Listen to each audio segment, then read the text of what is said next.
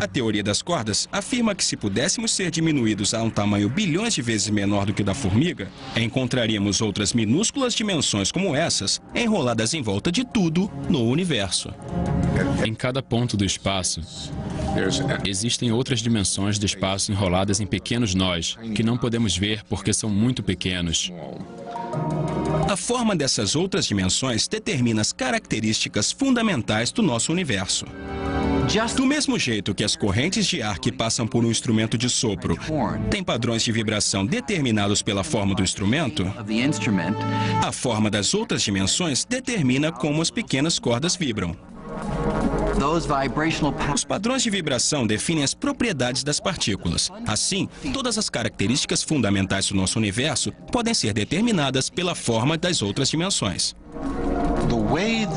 A forma como essas outras dimensões se reúnem é em vários aspectos, como o DNA do universo. Elas determinam a maneira como o universo vai se comportar, exatamente do mesmo jeito que o DNA determina qual será a aparência de um animal. O problema era que quanto mais os estudiosos da teoria das cordas pesquisavam, eles descobriam mais formas nas quais as outras dimensões podiam se enrolar, e a matemática não fornecia nenhuma pista de qual forma correspondia ao nosso universo. Acho que o consenso agora é que esse número parece astronômico. Alguns artigos publicados sugerem que é acima de 10 elevado a 500, ou seja, 10 seguido de 500 zeros. 10 elevado a 500 é o número das formas possíveis para as outras dimensões, e cada uma seria igualmente válida. Parecia absurdo. Especialmente para uma teoria que buscava uma única equação geral para descrever o nosso universo.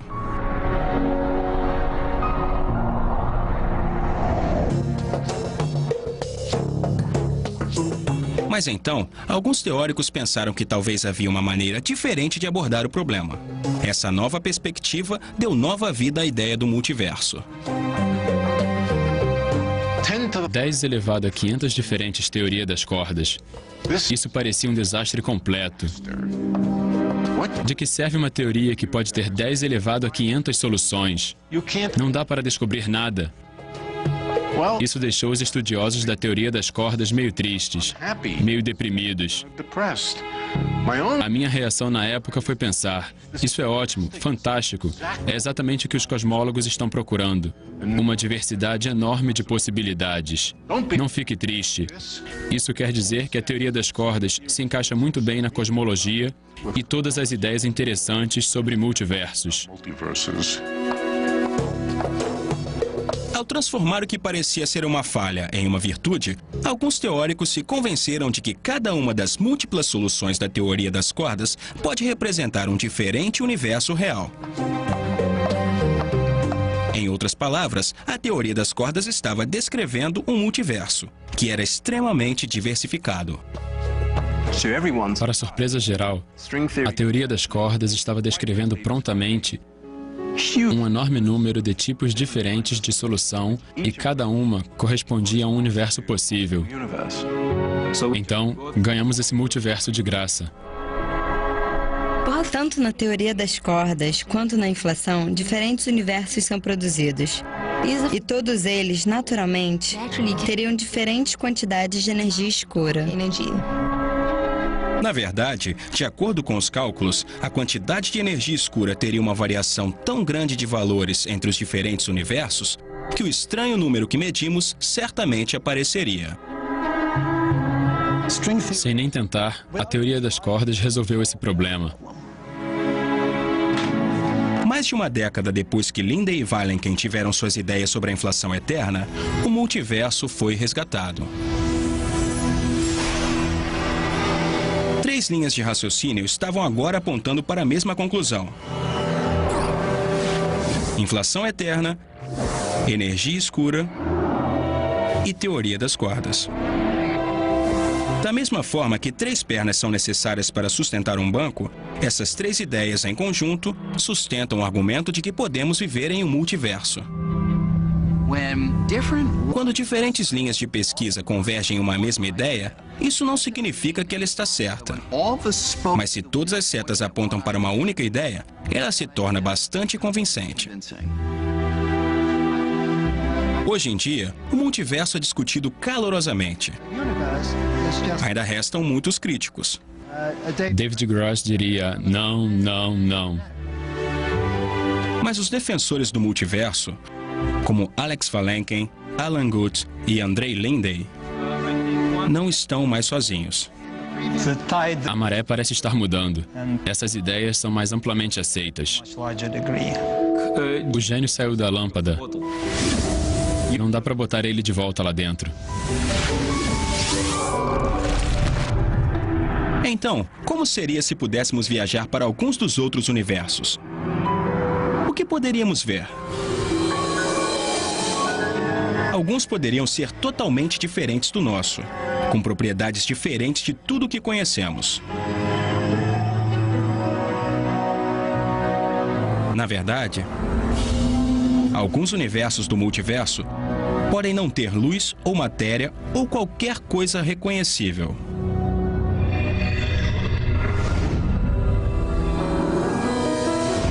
E pode haver outros com características bem parecidas com as que conhecemos, mas onde a vida pode ter uma forma completamente diferente, talvez se comunicando de formas que acharíamos muito bizarras.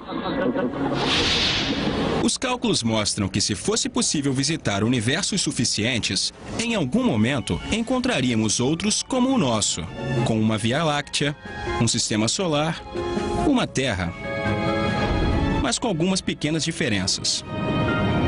Em um deles, o asteroide que matou os dinossauros há 65 milhões de anos passou direto. E a evolução seguiu um novo caminho.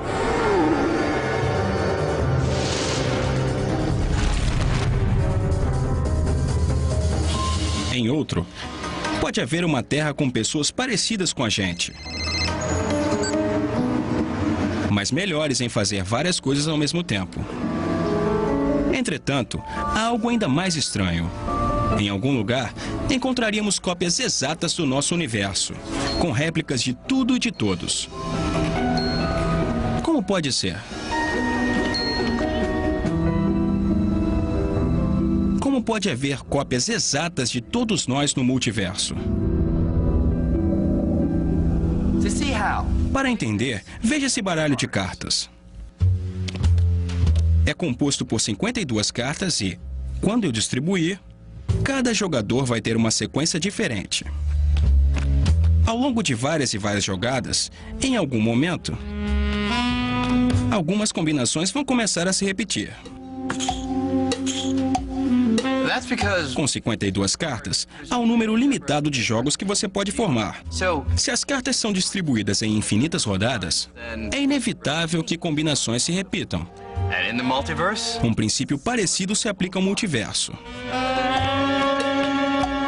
Isso porque, de acordo com as leis da natureza, os ingredientes essenciais da matéria, ou partículas, são como um baralho de cartas. Em qualquer região do espaço, elas só podem ser organizadas em um número finito de formas. Se o espaço é infinito, se existe um número infinito de universos, é provável que essas combinações se repitam.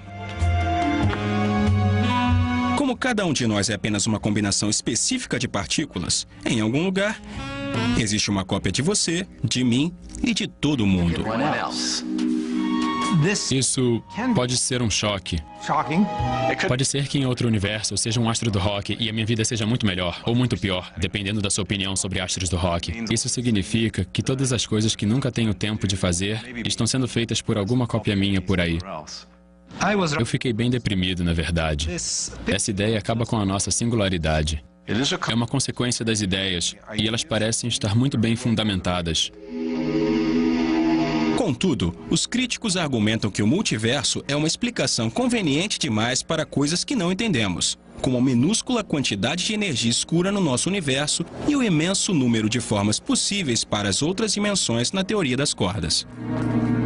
O problema com esse tipo de raciocínio é que ele não explica por que a energia escura é como é. Só diz que é por acaso. Não acho satisfatório. Você pode aplicar esse tipo de raciocínio sempre que não tiver uma explicação melhor. Por outro lado, os defensores do multiverso ressaltam que às vezes simplesmente não existe uma explicação melhor de por que as coisas são como são. Por exemplo, a órbita da Terra em volta do Sol. Estamos a uma distância de 149 milhões de quilômetros. Perfeita para a vida. Se estivéssemos muito mais perto do Sol, nosso planeta seria quente demais para a vida como conhecemos. E se estivéssemos muito mais longe, seria frio demais. Por que estamos nesse lugar perfeito? No final do século XVI, o famoso astrônomo Johannes Kepler fez essa mesma pergunta. E passou anos tentando encontrar uma razão física. Alguma lei da natureza que determinasse que a Terra tinha que estar a 149 milhões de quilômetros do Sol. Ele nunca encontrou, porque não existe. Não há nenhuma lei da física que determine que a Terra tenha que estar a 149 milhões de quilômetros do Sol. É simplesmente uma possibilidade entre as muitas que você poderia encontrar em um universo cheio de sistemas solares. Poderíamos pensar que é um acidente extraordinário, mas não é. Apenas existem muitos planetas por aí. De forma semelhante, alguns sugerem que a verdadeira explicação para muitas características fundamentais do nosso universo vai nos escapar, se não considerarmos a possibilidade de vivermos em um multiverso. É claro que seria ótimo se tivéssemos uma explicação física e pudéssemos entendê-la. Ficaríamos muito mais felizes. Pode ser que nós tenhamos que conviver com isso.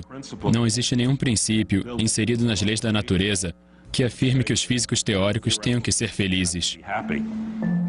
É uma hipótese. É a principal hipótese, porque ninguém tem outra que faça tanto sentido quanto essa.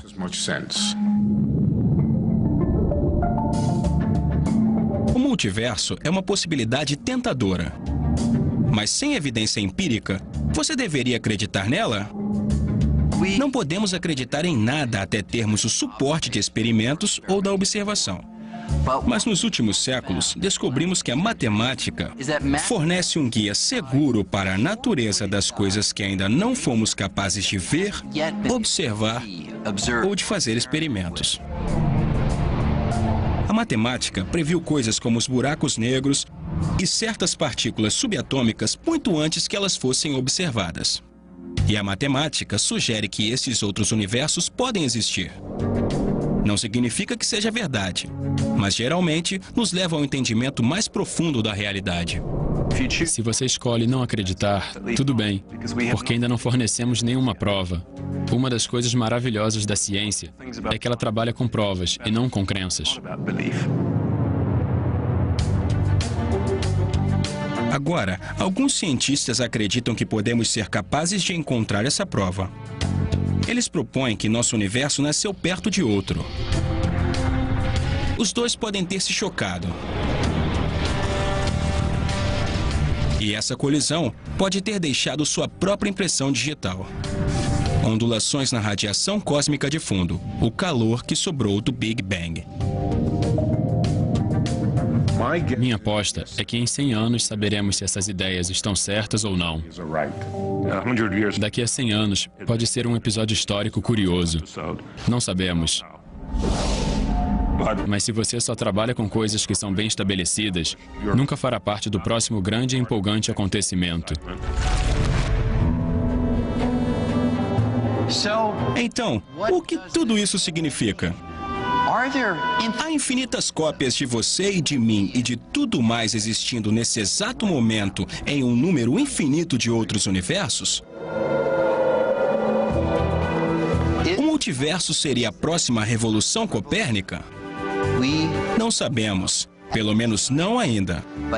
Mas se a ideia de que vivemos em um multiverso for confirmada, vamos testemunhar uma das mais empolgantes e dramáticas revoluções no nosso entendimento sobre o tecido do cosmos.